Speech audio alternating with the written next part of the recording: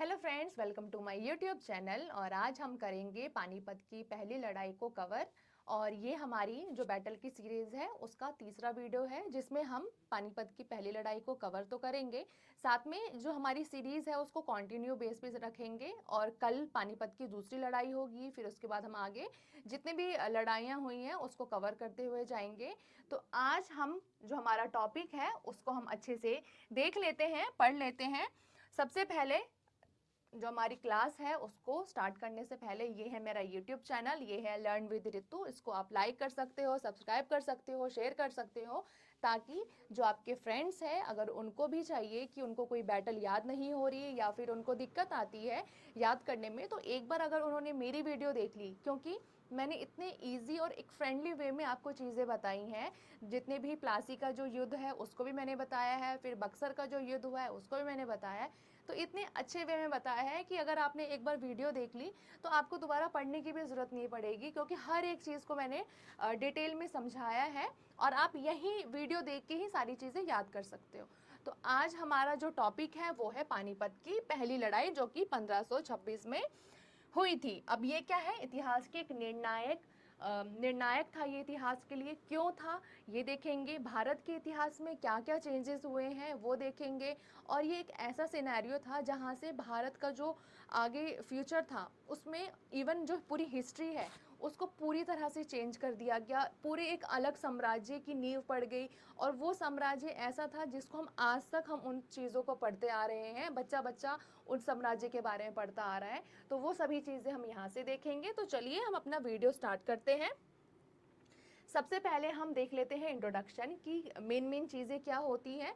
यहाँ से factual question आपके एग्जाम में पूछ लिए जाते हैं, क्योंकि देखो आपको ये तो याद हो जाएगा कि 1526 में हुआ था, पर आपको कभी ये याद नहीं हो सकता कि 21 अप्रैल को, क्योंकि पानीपत की 3 लड़ाइयाँ हुई हैं। हम एग्जैक्ट डेट कभी याद नहीं रख सकते।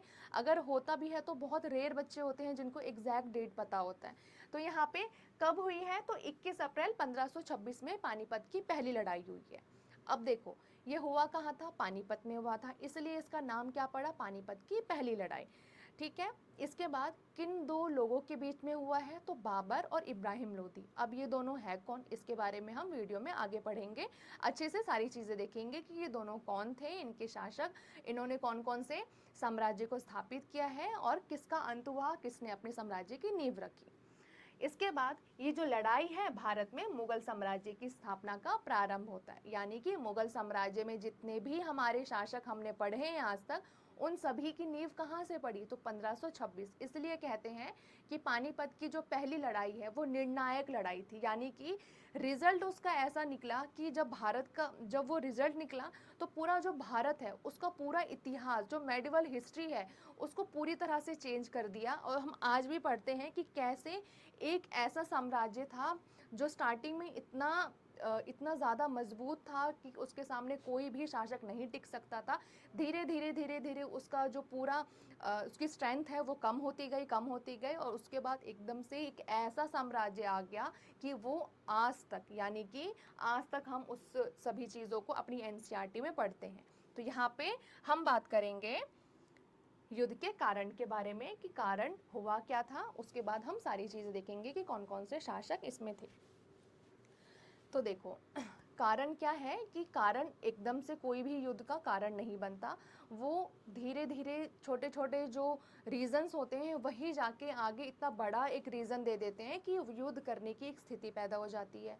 तो इसमें भी यही हुआ। सबसे पहले जो मेन कारण था वो था दिल्ली की गद्दी। जी हाँ, दिल्ली की गद्दी इतनी इंटरेस्टिंग है, आज से नहीं, इवन प्रेजेंट में भी आप देखते होंगे कि दिल्ली का सीएम हर कोई बनना चाहता है, हर पार्टी का सीएम बनना, हर पार्टी का जो नेता है वो बनना चाहता है।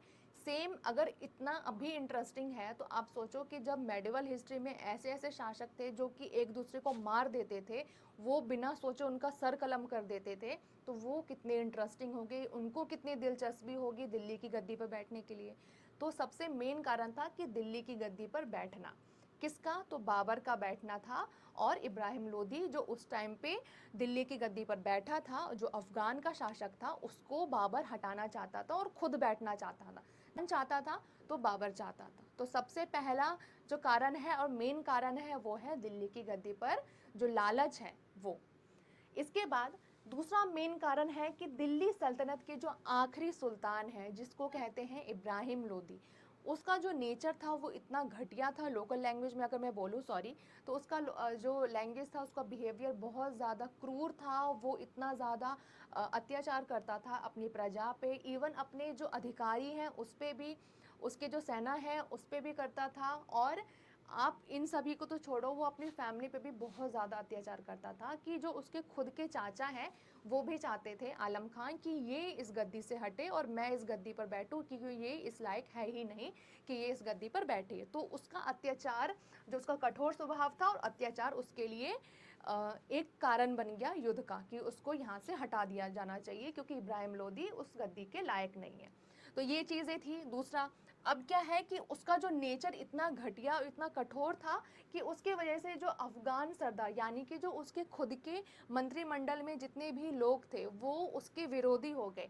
अफगान सरदार और राजाओं में विद्रोह की भावना पड़ गई, यानी कि वो नहीं चाहते थे कि उनका खुद का जो सरदार है, जो उनका खुद का सुल्तान है, वो इस गद्दी पर कंटिन्यू करे, वो उस गद्दी पर बैठे, वो उस लायक नहीं है, इसको हटाओ और कोई ऐसे व्यक्ति को इस पे बिठाओ जो उस लायक हो, उस गद्दी को संभाल सके। तो ये चीज़ें थी। बाबर जो काबुल का शासक था, लंबे समय से भारत पर शासन करने का सपना देख रहा था। जैसे कि मैंने आपको बताया कि वो भी चाहता था कि मैं दिल्ली की गद्दी पे बैठूं और इब्राहिम लोदी हो या फिर दिल्ली सल्तनत के जो भी सुल्तान हैं उनको हटा के मैं अपना एक साम्राज्य स्थापित करूं। ये चीज़ें हैं। बाबर पहले भी कई छोटे छोटे आक्रमण भारत में कर चुका है, यानी कि वो ट्राई करता रहता था हमेशा ही, ताकि जो उसकी गद्दी है, दिल्ली की गद्दी है, वो उस पर बैठ सके। तो ये उसका ट्राई हमेशा से चलता आ रहा था और उसको एक रीज़न भी मिल गया बाद में। अब उसको रीज़न क्या मिला? जो इब्राहिम लोदी है, उसके चाचा आलम खान ने खुद जाकर बाबर को जाके निमंत्रण दिया। जी हाँ, आपने ये चीज़ तो सुनी होगी कि इब्राहिम लोदी के जो चाचा हैं आलम खान, वो नहीं चाहते थे कि इब्राहिम लोदी गद्दी पर बैठा रहे। वो चाहते थे कि मैं जाकर इब्राहिम लोदी को हटाऊं और मैं गद्दी पर बैठूं।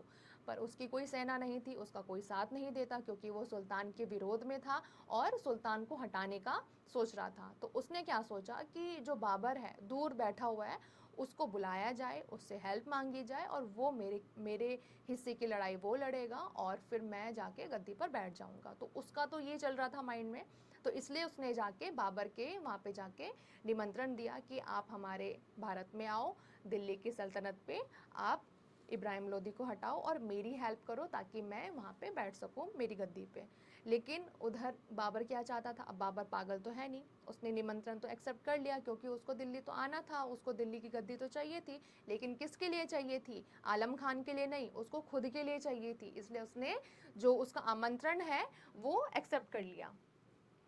अब इसमें क्या हुआ कि बाबर है, काबुल का शासक था और मुगल वंश का संस्थापक है, यानी कि वो ऑलरेडी काबुल पे शासन कर रहा था, लेकिन उसको दिल्ली सल्तनत भी चाहिए। कि ये होता ना कि यहाँ पे तो मैं हूँ, लेकिन मुझे और लालच है, मैं दिल्ली पे भी राज करूँगा। तो इसके लिए वो दिल्ली सल्तनत पे उसने हमला किया और मुगल साम्राज्य की नींव रखी। तो इसके लिए उसको संस्थापक कहा जाता है मुगल वंश का। अब है यहाँ पे इब्राहिम लोदी दिल्ली सल्तनत का अंतिम सुल्तान था, क्योंकि ये युद्ध में मारा जाता है और बाबर अपना जो नया साम्राज्य वो स्थापित कर देता है और इब्राहिम लोदी का जो वंश है वो पूरी तरह से खत्म हो जाता है। तो यहाँ पे दिल्ली सल्तनत का अंतिम सुल्तान ये कहलाता है इब्राहिम लोदी। कारण था दिल्ली की गद्दी पर अधिकार, यानी कि दिल्ली की गद्दी पर अधिकार के लिए ये मेन पानीपत की पहली लड़ाई हुई थी। बाबर ने तोपखाने और गन पाउडर का प्रयोग किया था, यानी कि बाबर ने ऐसी ऐसी टेक्निक का यूज़ किया था कि जो इब्राहिम लोदी उसको हल्के में ले रहा था कि उसकी तो 12,000 सेना है, मेरी तो 1 लाख है और 1,000 हाथी है, तो मैं उसको चुटकियों में हरा दूंगा, मैं एक दिन में हरा दूंगा। पर जैसे ही बाबर मैदान में उतरा अपने टेक्निक्स के साथ, और उसने अपना माइंड इतना ज़्यादा लगाया कि उसने पानीपत की ज़मीन ही इसलिए चुनी थी लड़ाई के लिए, क्योंकि पानीपत की जो पूरी ज़मीन है वो दूर दूर तक, वहाँ पे आपने देखा होगा कि आपको रेत मिलेगी, मिट्टी मिलेंगे, रेत मिलेंगे दूर दूर तक। तो उसके जो तोप खाने हैं उसका यूज़ भी ऐसी ही जगह पे कर सकते हैं जहाँ पे ज़्यादा स्पेस हो। तो इसके लिए उसने पानीपत का जो प्लेस है उसको चुना। और दूसरा, उसने टेक्निक का यूज़ किया इसमें क्या है, एक तुगुलमा और अबरार, यानी कि ये ऐसी टेक्निक है जिसमें जो उसके पूरे सेना है वो तोप के पीछे छुप जाते थे, और जो सामने से अफगान की सेना यानी कि इब्राहिम लोदी की सेना है वो सेनापति को जो बाबर है उसकी सेना को कैसे मारेंगे, एक तो वो तोप के पीछे छुपे हैं, अगर वो सामने जाएंगे तोप के सामने तो जो बाबर की सेना है वो तोप से उसको उड़ा देंगे उन लोगों को।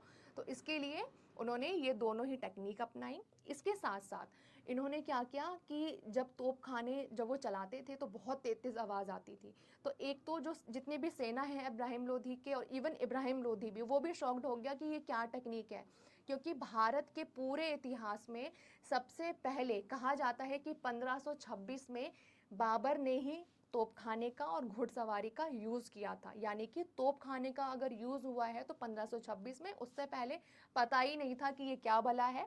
तो इब्राहिम लोधी से लेकर जो उसके पूरे सेनापति हैं वो पूरी तरह से शॉक्ड हो गए, उनको पता ही नहीं चला कि आखिरकार हो क्या रहा है, हम 1 लाख सैनिक हैं फिर भी ये 12,000 हम पे भारी पड़ रहे हैं। इवन जो उसके हाथी थे वो भी इधर उधर भागने लगे, क्योंकि जब तोप से कोई उड़ाता है किसी को या फिर तोप चलाते हैं तो इतनी ज़्यादा आवाज़ आती है कि जो जानवर है वो, आपने देखा होगा कि इधर उधर भागने लग जाते हैं। तो सेम वही हुआ, जो इब्राहिम लोदी के जितने भी हाथी थे वो भी इधर उधर भागने लगे, जितने जो जानवर थे, और जो सैनिक हैं वो भी शॉक्ड थे, उनको भी आइडिया नहीं था कि इतना ज़्यादा बाबर टेक्निक लेके आएगा।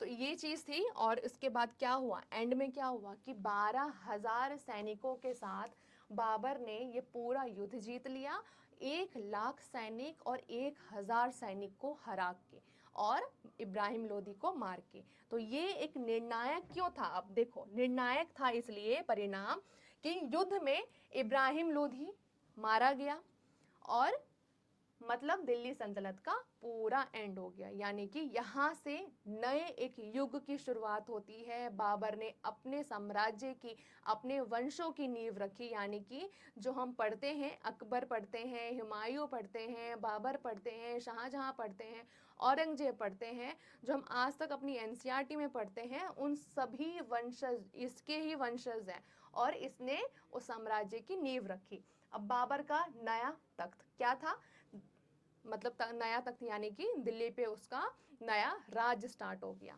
तो बाबर ने दिल्ली और आगरा पर कब्जा कर लिया। जीतते ही उसने सबसे पहला काम वही करा, दिल्ली की गद्दी और जो आगरा पे उसने पूरी तरह से कब्जा कर लिया ताकि देरी ना हो।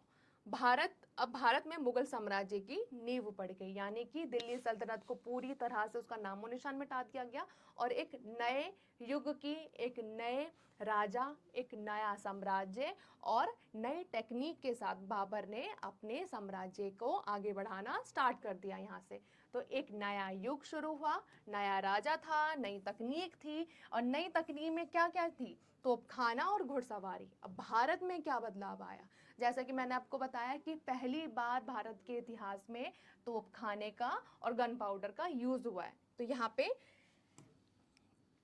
पुराने सामंतों और अफसरों के लिए एक नया नियम आया, यानी कि जब बाबर आया तो उससे पहले जितने भी रूल्स थे, रेगुलेशंस थे, जो दिल्ली सल्तनत में जो इब्राहिम लोदी है और उससे पहले जो सिकंदर लोदी जिसका बेटा था इब्राहिम लोदी, उन सभी ने रूल्स और रेगुलेशंस जो लगाए थे उन सभी को हटा दिया गया, और एक नए अपने ही रूल्स को, अपने ही रेगुलेशंस को इन्होंने यहाँ पे स्टार्ट कर दिया। अपने जो पुराने जो सामंत थे और अफसरों के लिए एक नया नियम स्टार्ट कर दिया कि अब आप यहाँ से ये सभी चीज़ें करेंगे, हमारे अकॉर्डिंग करेंगे।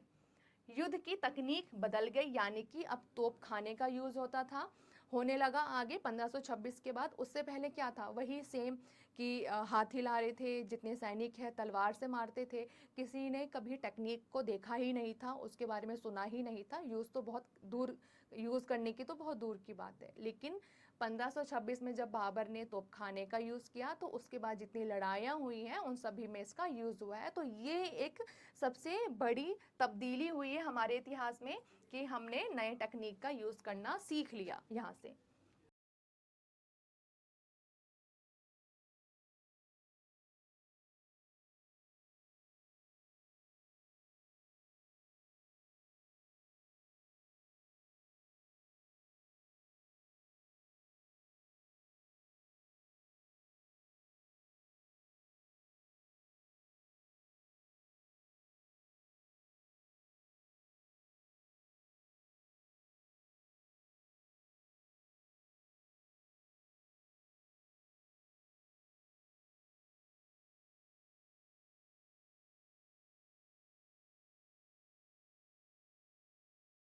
आगे देख लेते हैं, ये है इंट्रोडक्शन। इन दोनों ही लोगों के बीच में, इन दोनों ही शासकों के बीच में पानीपत की पहली लड़ाई होती है। अब इनके बारे में भी थोड़ी थोड़ी जानकारी हम ले लेते हैं। पूरा नाम ये है, सबसे पहले बाबर। तो बाबर के बारे में देख लेते हैं कि पूरा नाम है जहीर उद्दीन मोहम्मद बाबर। इसका जन्म कब हुआ था? तो 14 फरवरी 1483 को इसका जन्म हुआ था। जन्म स्थान फरगना, जो कि आज का उज्बेकिस्तान है, वहां पे इसका जन्म हुआ था। अब इसके जो वंशज हैं, पिता की तरफ से ये वंश था, किस वंश की तरफ से? तैमूर की तरफ से। किस वंश से? Genghis Khan. पिता की तरफ से ये तैमूर अब ये है पूरा नाम, और माता की तरफ से चंगेज खान लोदी वंश का था, और अफगान वंश का था, यानी कि अफगानी बहुत ज्यादा बड़े बड़े। पिता का नाम क्या था? जैसे आपने सुना भी होगा, तैमूर और चंगेज खान का।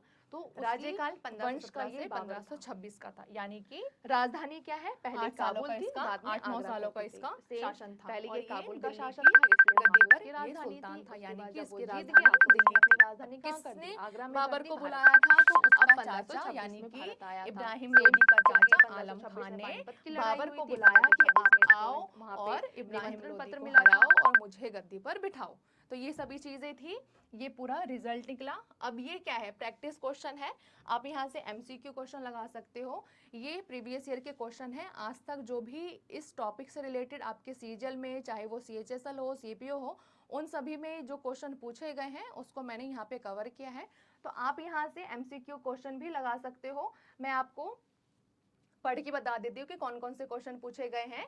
कि the first battle of Panipat was fought in the year, यानी कि कौन से साल में पानीपत की पहली लड़ाई हुई थी? तो ये तो कॉमन सा है क्वेश्चन। 1526 में। कब? तो 21 अप्रैल को।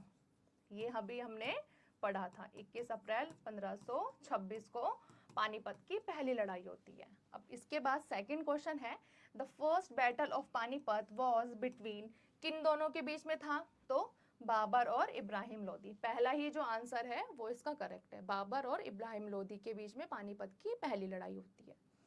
अब यहाँ पे है third, which new military technology was used in this battle, यानी कि इस युद्ध में कौन से मिलिट्री टेक्निक का यूज किया गया था? तो यहाँ पे ऑप्शन में क्या है? ये तोपखाना और बारूद, यानी कि गन पाउडर और आर्टिलरी का यहाँ पे यूज किया गया था। तो ये भी हमने, ये तीन तो आपके कॉमन हो गए जो कि हमने अपने पूरे टॉपिक में पढ़ा था, और यही क्वेश्चन आते हैं, इससे ज्यादा कुछ नहीं पूछता। अगर इससे ज्यादा कुछ पूछेगा तो वो वंशज से पूछ लेगा कि कौन से वंश से बाबर संबंध रखता था, यानी कि मदर की तरफ से वो चंगेज खान का था, और इधर जो पिता की तरफ से वो तैमूर लंग के वंश से रिलेट करता था। इससे ज़्यादा कुछ नहीं पूछेगा। तो फिलहाल आज की वीडियो में हमने पानीपत की जो पहली लड़ाई है उसको अच्छे से कवर किया है। आपको अगर वीडियो अच्छी लगती है तो आप लाइक कर सकते हो, सब्सक्राइब कर सकते हो, अपने फ्रेंड्स में शेयर भी कर सकते हो, और कमेंट सेक्शन में मुझे बता भी सकते हो। इवन आप सजेस्ट भी कर सकते हो कि कौन सा टॉपिक लाया जाए, या फिर मैं और क्या चीज़ें इसमें ऐड ऑन कर दूँ कि आपको भी बेनिफिट मिले और मुझे भी पता चले कि हाँ, आगे और भी चीज़ें अगर सुधार करनी है तो क्या करनी है। आज अच्छे से पानीपत की जो पहली लड़ाई है उसको कवर किया है। कल जो हमारी वीडियो आएगी वो होगी पानीपत की दूसरी लड़ाई। सेम ऐसे ही हम पढ़ेंगे, इसी फॉर्मेट में पढ़ेंगे। पहले हम सारी चीज़ें को एक बार ओवरऑल देखेंगे, फिर उसका जो मेन कारण क्या है वो सभी देखेंगे, उसके बाद मेन पॉइंट ऑब्जेक्टिव क्या बनते हैं वो देखेंगे, और उसके बाद एंड रिजल्ट क्या था, क्या क्या चीज़ें बदली, क्या बदली, क्यों बदली, वो सभी चीज़ें देखेंगे। तो आज की वीडियो में इतना ही, मिलते हैं एक और नई वीडियो में, तब तक के लिए थैंक यू सो मच।